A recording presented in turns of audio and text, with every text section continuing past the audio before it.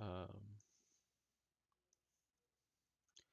Percivalax, he has just seen what's happened and he's now wailing, screaming, crying, screaming out Daralax, cradling him in his arms. Tears are flowing down his face because Daralax has just given his last breath. Um, I think we were all stunned, and I think our characters are all stunned at this point, right? Very At much so. at the death of Daralax. Um,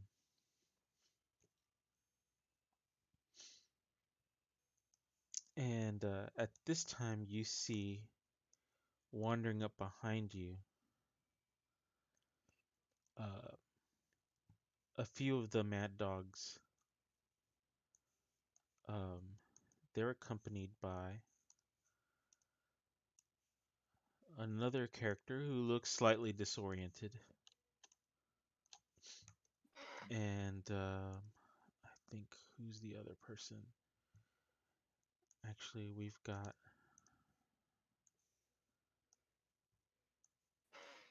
Bandik is also there, and I think you can also see. I think there's a couple. I don't have an icon, the tokens for them, but you also see Sam and Ralph.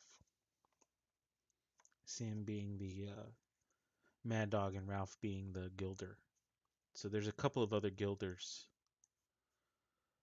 accompanying Bandik and Minho, their Mad Dog leader, and the fighting appears to be over. They've heard the big commotion. There was like a big chime, I think, when the great doors were opened by Hormir. Um, Ding dong. and they step forward, um, and hostilities between them appear to have been ceased. And they're, in amazement that the Grand Hall, is now available to them. Um, um, Again, I think the storm, what was it, storm sphere that was up, dropped as soon as Sardok stepped through the doors. He let his concentration wane. Oh, I should probably drop my spirit guardians as well. And so Percivalax is there. He's dead. Um, and To clarify, not personal. or Daralax. Daralax, yes, Daralax is there. Is dead in Percivalax's arms. Percivalax carries him to the altar and lays him gently down.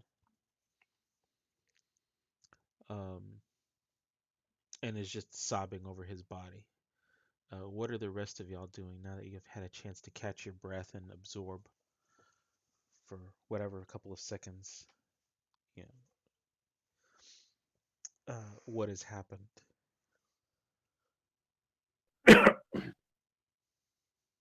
Um, uh, Mogwag is very at it, departing of his friend.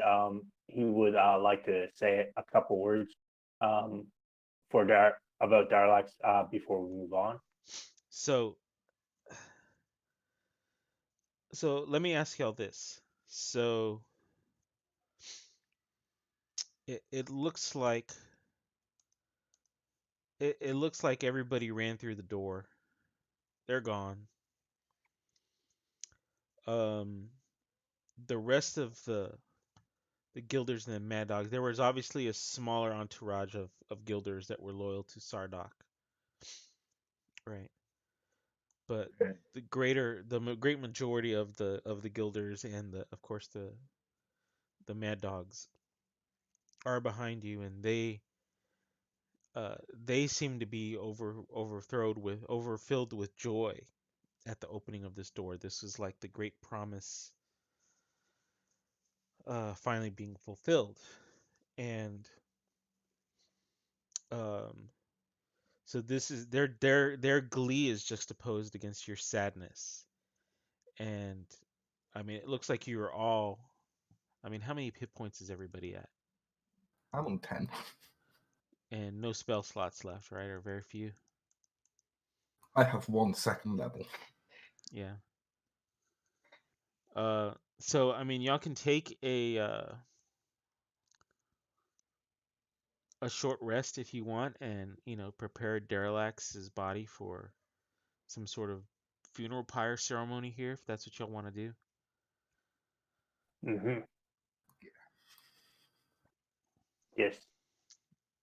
Okay, so Percival Axe will lead the way, and he will also.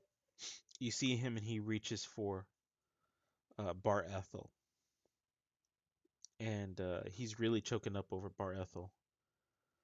Um, and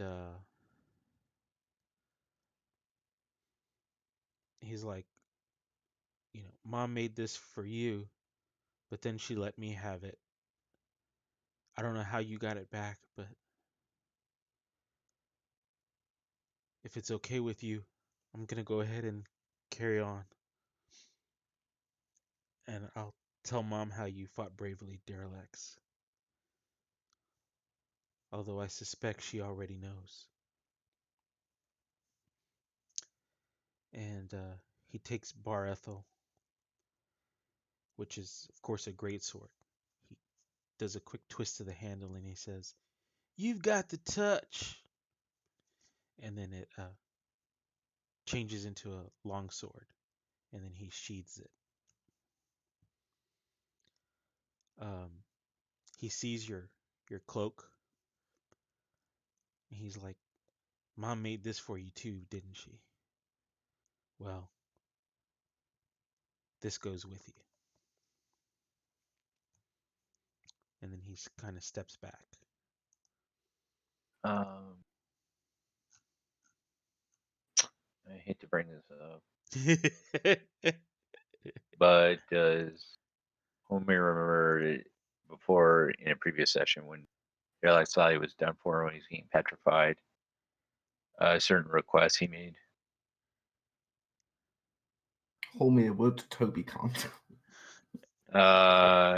He remembered that he had a special great sword with him that had emotional sentiment. He asked it Oh, to be placed by the tree where his comrades lie. Muglug might remember. Mm-hmm. Muglug was go ahead, Muglug. Go ahead, Pete. Yeah, he was basically what you just said. He was asked his body be placed at the tree, but I'm not sure if we can do that. We can Right. place the Right, a ashes. sword. The ashes, maybe, but Well, the sword he asked to be placed at the tree. I thought it was your body. No, he requested his sword be buried with his comrade, or a place where the tree lies, where his comrades were buried, in the white palm. Yeah, Muglug would be familiar with that. I don't think Hormir was present for that ceremony. Yeah, No, Mugleg was familiar with it, but it was Homer who requested, heard the request and goes, "I don't know what that is." Oh, right. And then he turned to stone. he trusts that Percival Axe and Muglug know. But he would say it out loud and mention it to them that he wanted his swords left at the grave of his comrades. Okay, so I think that's Cathalax, right? Cathalax, yeah. Okay. Sorry. Yeah, not the other sword. Yeah.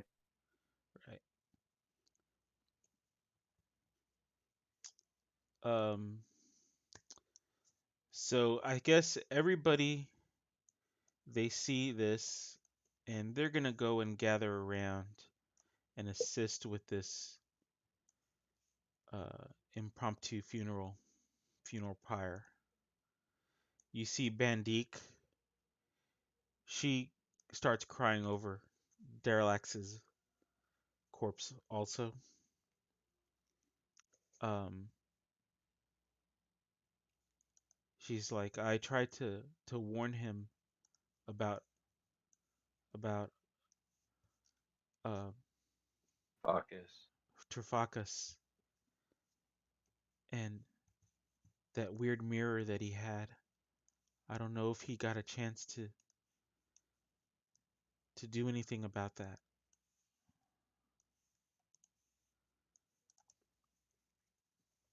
And then at this, Percivalax looks at her and he says, "He did. I was in that mirror." And then you hear somebody else to the left of Hormir say, "And so was I." And everybody turns and looks at this elf standing next to Hormir. And he puts his hand on Homer's shoulder and says, I will remember. I messed that up. I forever will remember the name of Daralax.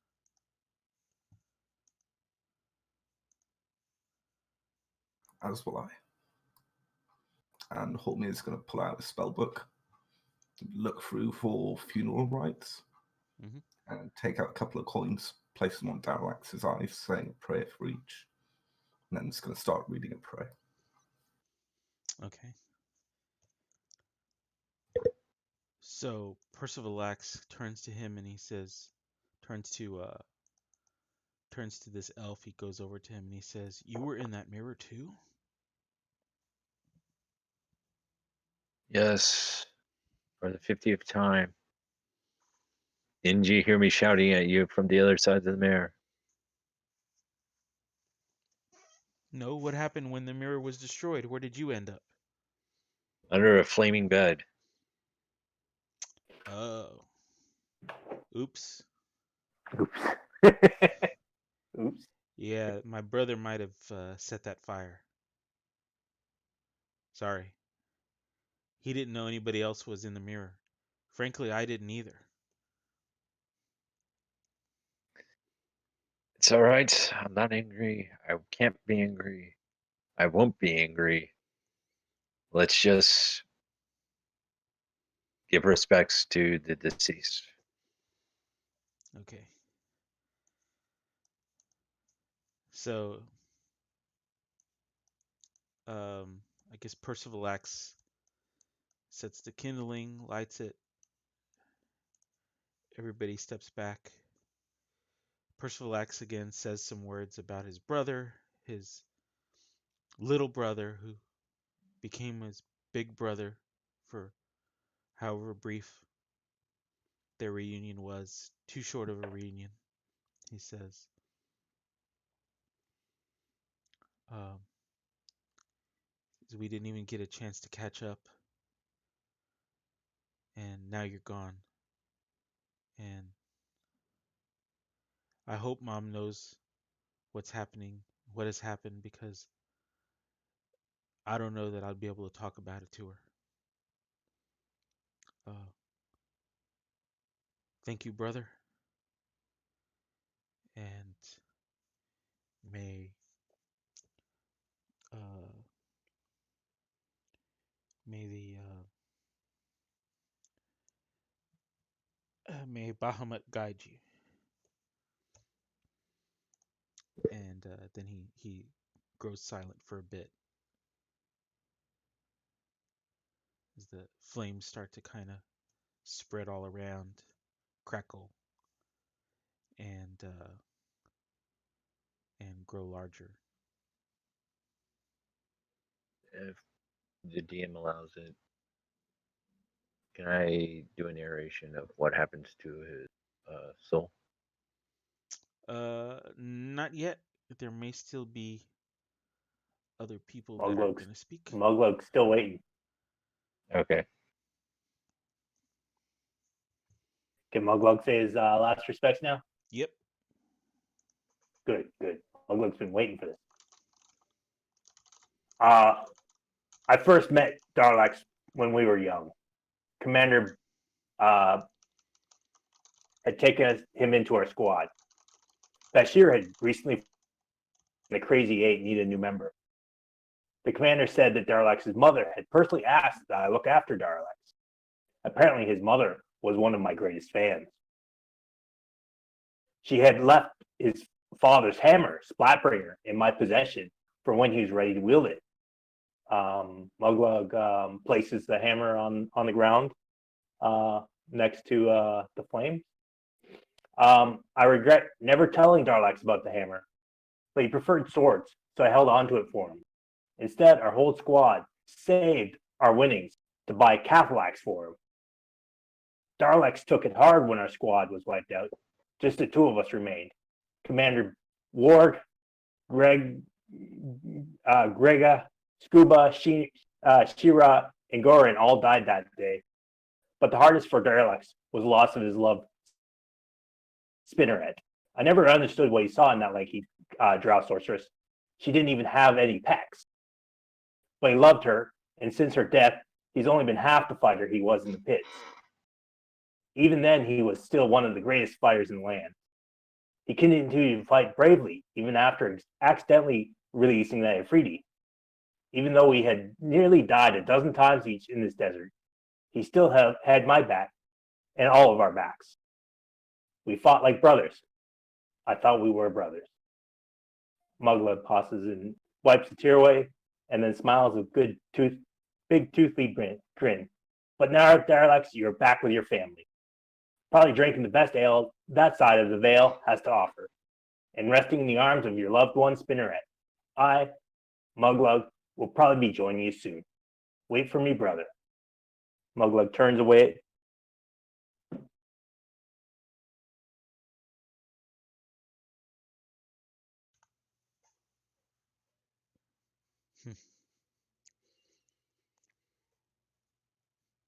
So then, Hormir, you're gonna give that final, what is it, an invocation, or what is it? Funeral rites, Funeral basically. rites. And he'll give a little speech and say, I be brutally honest, when I first met Daralax, I thought him a complete idiot. But traveling with him past few months, getting to know him, he showed me that brains aren't everything. His heart was worth far more.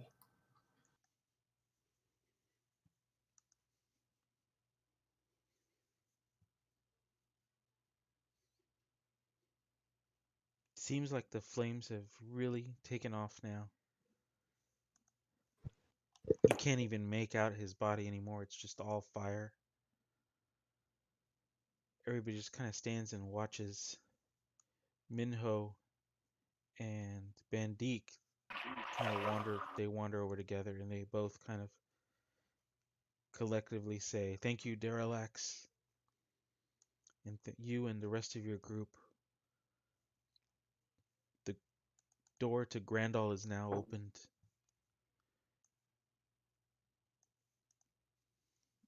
The promise of Martique has come true. Uh, and we'll always remember you and the sacrifice you made."